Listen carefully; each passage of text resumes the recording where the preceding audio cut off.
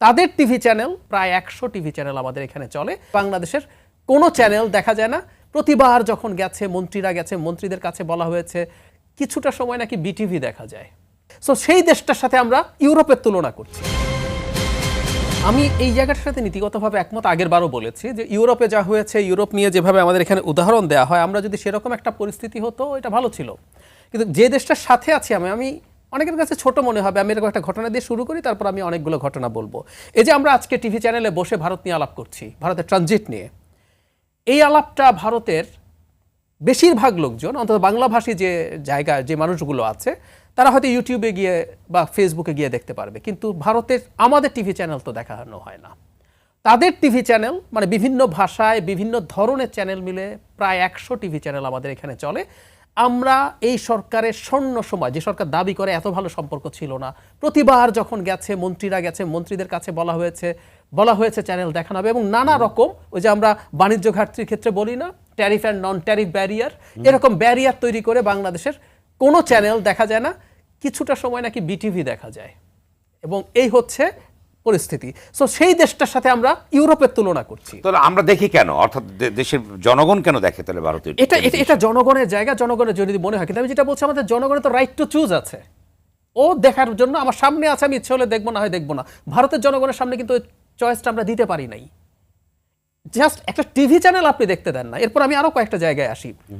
সীমান্ত হত্যা করছেন আপনি, প্রধানমন্ত্রী ফেরার 24 ঘন্টার একটু বেশি সময় পর, 48 ঘন্টার আগে বর্ডার কিলিং হয়েছে। এই বর্ডারে ওখানেও নাকি আলোচনা হয়েছে বর্ডার সীমান্তে হত্যা মানে শূন্যে নামিয়ে আনা হবে। এই রকম অসংখ্য আমাদের বাণিজ্য ঘাটতি আছে। এবং যেটা জনগণের কাছে সবচেয়ে বড় ব্যাপার সেটা হচ্ছে, এটা ওনারা হয়তো মানবেন না, যে আমাদের অভ্যন্তরীণ রাজনীতি এবং আমাদের গণতান্ত্রিক যে প্রসেস সেটাকে ভারত নষ্ট করছে। বাংলাদেশকে একটা স্বৈরতান্ত্রিক দেশ বানানো তার স্বার্থে সে কাজ করছে। সো এটা নিয়ে আলাপ করছি। তার চাইতে জরুরি কথা, আপনি ইউরোপের আলাপ করছেন। আমি যদি এই প্রশ্ন করি, ভারতকে আমাদের সার্বভৌমত্বকে স্বীকার করে কেন বলছি? ভারতের নতুন পার্লামেন্ট যখন তৈরি হলো, তখন ওখানে অখণ্ড ভারত একটা মানচিত্র আছে, ওরা অস্বীকার করছে, ওরা বলছে আমরা অশোকের ভারত দেখিয়েছি। এটা একেবারে ডাহা মিথ্যে কথা। তার প্রমাণ হলো ওই মানচিত্রটা ছবি তুলে ভারতের বাণিজ্য মন্ত্রী টুইট করেছেন, স্বপ্ন একটাই, অখণ্ড ভারত।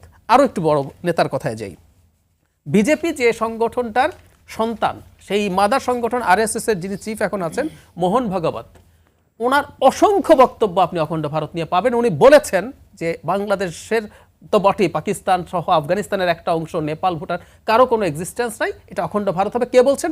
মোহন ভাগবত বলছেন। যে কেউ সার্চ করুন, দেখবেন। সো ওই ভারত যে বাংলাদেশের স্বাধীনতা কেউ আসলে টু সাম এক্সটেন্ট স্বীকার করছে না, সার্বভৌমত্বকে স্বীকার করছে না, যে সীমান্তে মানুষ মারছে, সে বাণিজ্য ঘাটতি করছে, যে ঘাট ধরে একটা স্বৈরাচারী সরকারকে ক্ষমতায় রাখছে, তার সাথে আমরা ইউরোপের তুলনা করছি। কোনোভাবেই আসলে এটা কোনোভাবেই হতে পারে না। আরেকটা জিনিস একটু মুক্তাপা বলেছেন, এই জায়গাটা আমি একটু যোগ করতে চাই। মানে আমি ডাক্তার, কিন্তু আমি এটা কথা বলার রাইট রাখি কি রাখি না, আমি রাদার আপাকে বলবো যে আমার বক্তব্যকে আপনি রাদার বক্তব্যকে কন্ডেম করেন। সেটা হচ্ছে সরকার আমি বুঝি না, সরকার বুঝে। সরকার কি না বুঝে করেছে? আমার উত্তর হচ্ছে সরকার আসলে বুঝে করেছে, খুব ভালোভাবে বুঝে করেছে। আসলে আপনি তো চান নাই যে বাংলাদেশের জনগণের স্বার্থে কোনো একটা চুক্তি করবেন।